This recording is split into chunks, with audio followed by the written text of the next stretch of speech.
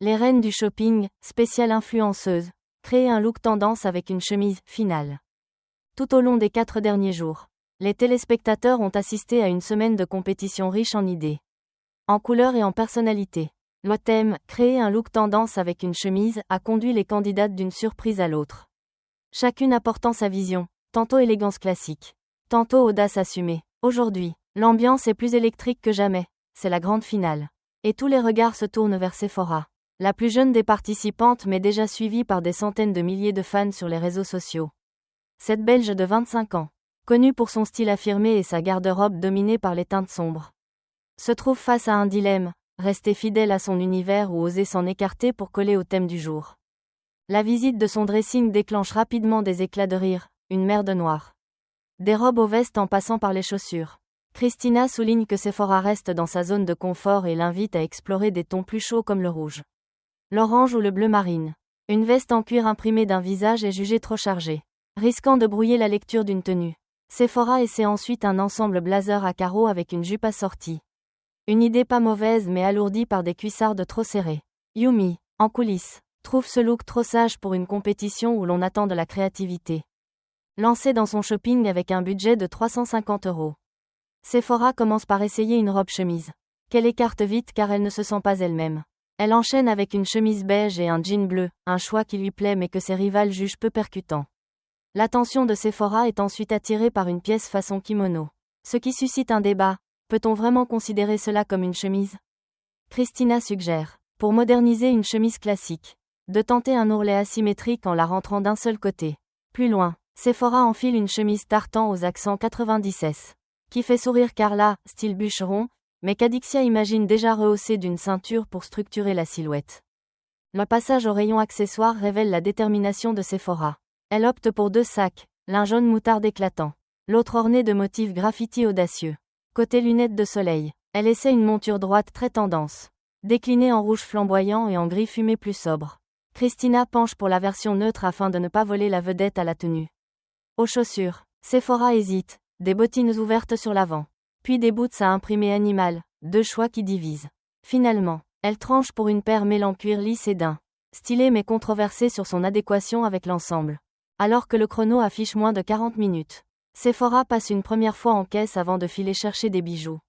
Elle choisit des boucles d'oreilles et une bague simple mais élégante, bien qu'elle ait plaisanté en promettant un pourboire de 50 € si elle était satisfaite.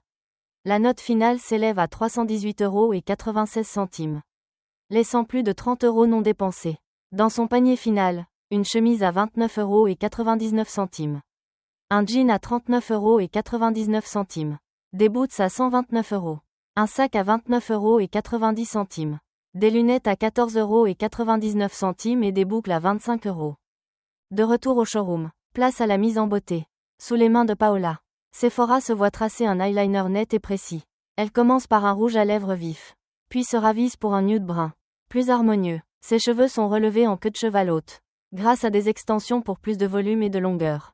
Christina et les autres candidates saluent ce choix moderne qui met en valeur son visage. Le moment le plus attendu arrive enfin, le catwalk. Sephora surprend tout le monde avec une chemise portée, à l'envers, dévoilant une épaule de façon subtile et sensuelle. Le look, complété par un jean ajusté, des lunettes branchées, un sac compact et des boucles d'oreilles discrètes, respire la confiance et la modernité. Christina félicite ce pari osé mais réussi, transformant une pièce banale en élément central d'un outfit créatif. Les autres participantes reconnaissent la patte personnelle de Sephora, même si certaines estiment que les boots ne sont pas parfaitement assortis. Au moment des notes, Sephora récolte des évaluations contrastées, 16, 11, 16 et 19, soit une moyenne de 15,5. Ex-aequo avec Yumi avant l'ajout des points de Christina.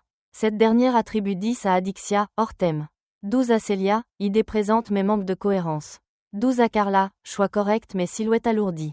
12 à Yumi, bonne idée mais mauvais modèle de chemise, et 15 à Sephora. Pour un look conforme au thème. Inventif avec sa chemise inversée et efficace sur scène. Avec une moyenne finale de 15,25. Sephora devance Yumi et décroche le titre de reine du shopping de la semaine.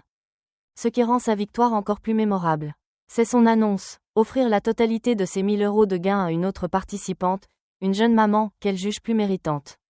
Un geste généreux qui émeut Christina et le reste du groupe. Du point de vue d'une spectatrice, cette finale restera gravée. Sephora a osé, a incarné sa personnalité et sa créativité tout en restant portable et harmonieuse.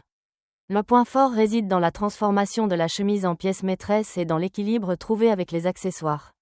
Si une amélioration était possible, ce serait de remplacer les boots par des chaussures plus légères et d'opter pour un bas plus audacieux. En accord avec l'audace du haut.